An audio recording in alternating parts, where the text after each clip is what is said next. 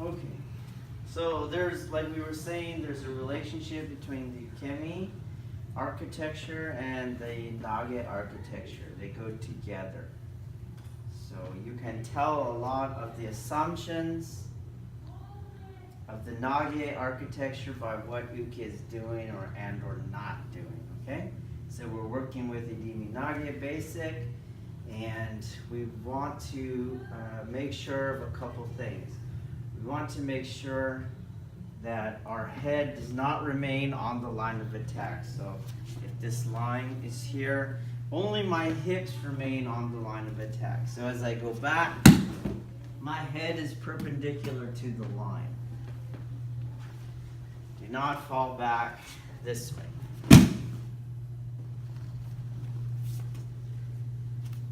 Then we want to also make sure that my head does not move forward into the technique because the energy is coming up at my head. Even at the basic level. The head has to go that way. So for the head to go that way, my hips must continue forward. My hips cannot go backwards. So I can't have my butt go down first and then I lower myself and I go up. So you can do it very sequentially by center forward. Come off your heels. Let your body release.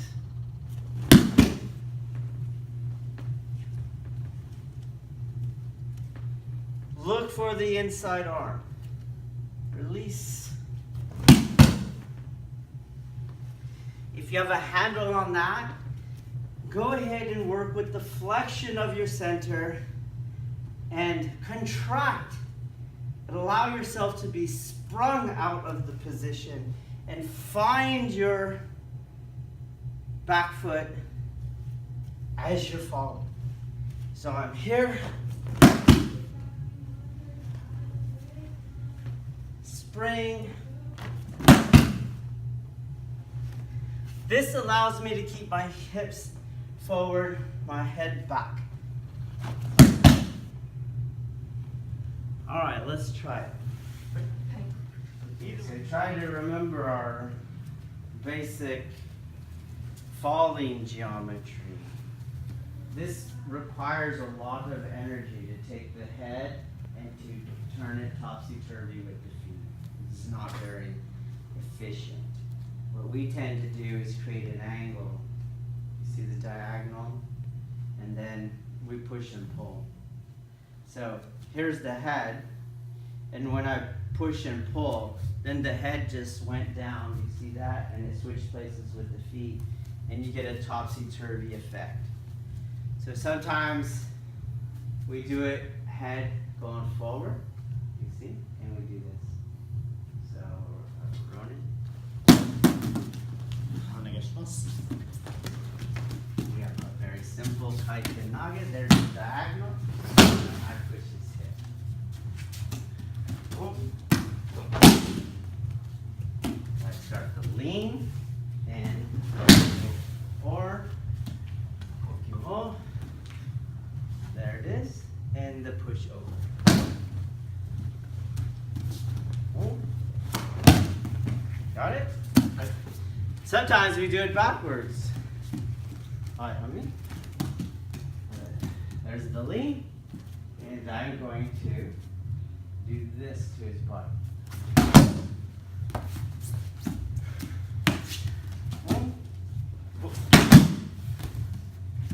I'm not making him go like this. You get it? Or last night's technique that we did. What did we do it for? Nikyo to Ryoku. And we came to here, and we went to here, and I come in here. Same concept, okay? Follow me. Boom. So if you watch his back Breakfall, stand up, and he's going to go down on this side. You see he's fitting our base.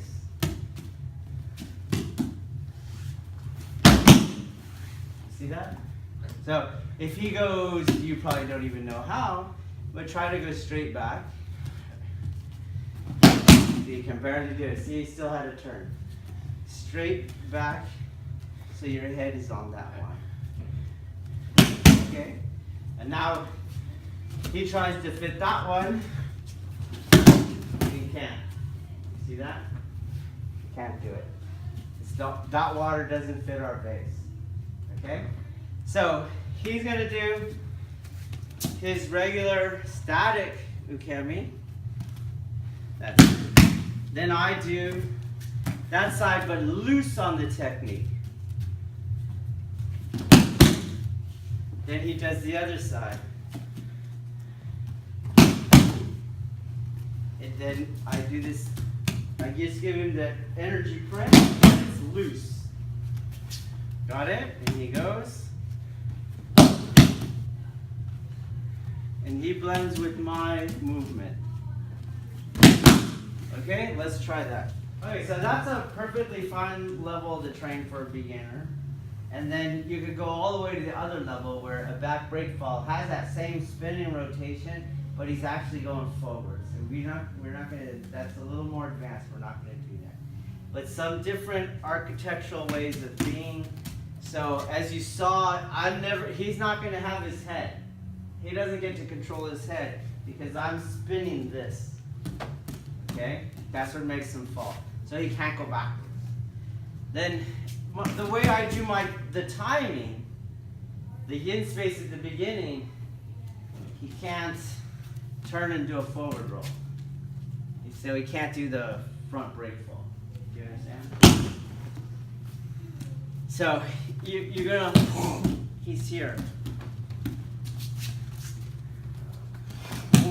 Here, okay? And we'll take him now to the contracting center break fall. Boom. Boom.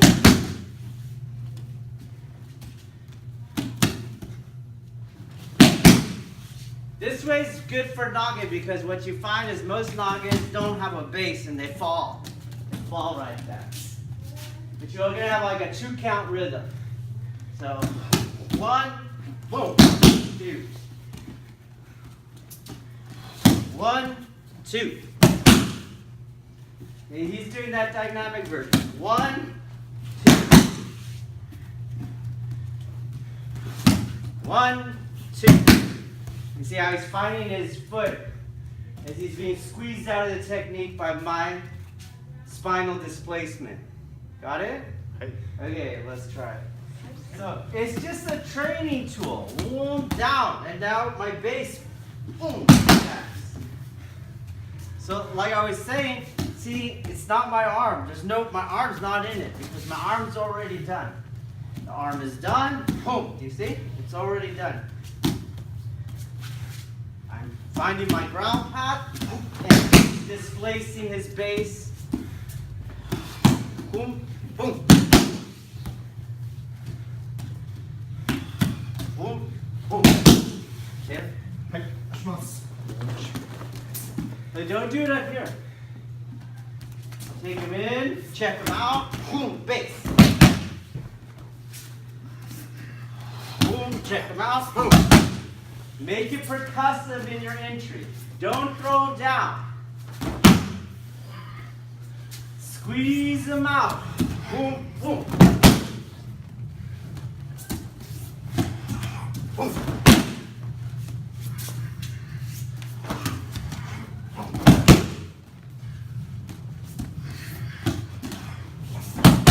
Let's go. So this breakfall allows him to work on a spinal or a base or a total structure displacement hip structure. And it also allows me to work on the yin aspect of that. If I present myself as a unified structure, when he moves forward with Irimi, I move forward or backwards as a single organization, not segmented, okay?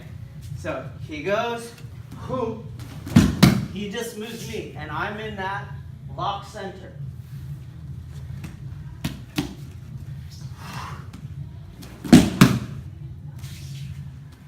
as opposed to, see the difference? Then I can commit to the entry. As long as I lock like that, I'll be able to be displaced. You understand? Okay, so once you have a uke that can make themselves displaceable, then you require the integrity of the capacity of displacing. Okay, so I don't want to go like that. You're like, that's really heavy over there. Well, remember, I was going to go like this. So I don't go like this. So let the bigger people help you get stronger. You going that way with your body, and the arm is going that way, so you get the sit to spin. Oh.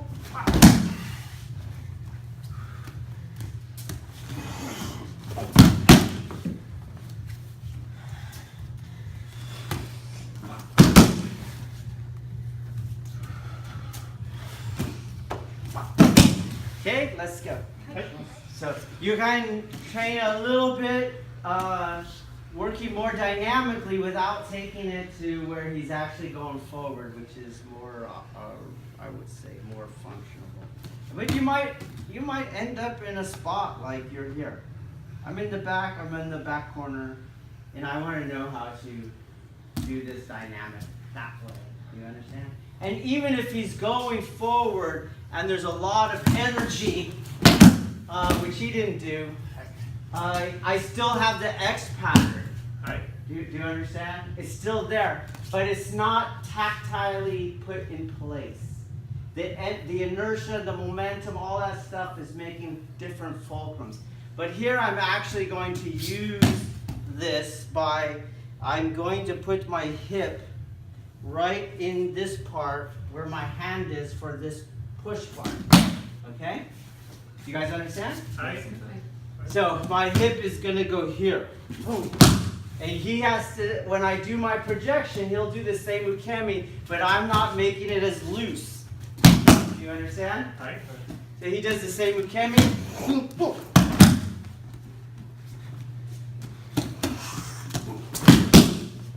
And start to close the X line. There's a little bump. Right.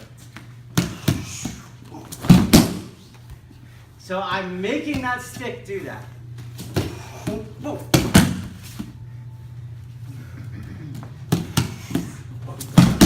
do one this way.